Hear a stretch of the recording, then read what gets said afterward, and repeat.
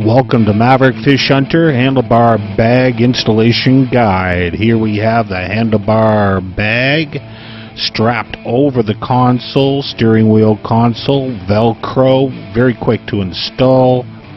These straps are extra long for the larger consoles. There's a security strap to keep the bag in position and the width adjustment on the two Velcro straps.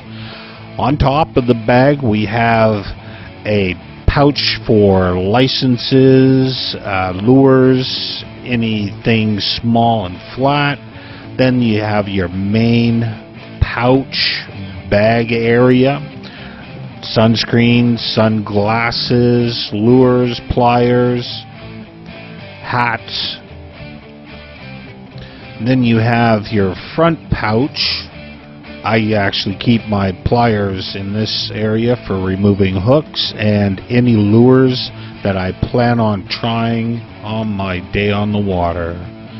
And you can see that the pouch doesn't get in the way of the one and only storage area on the PWC.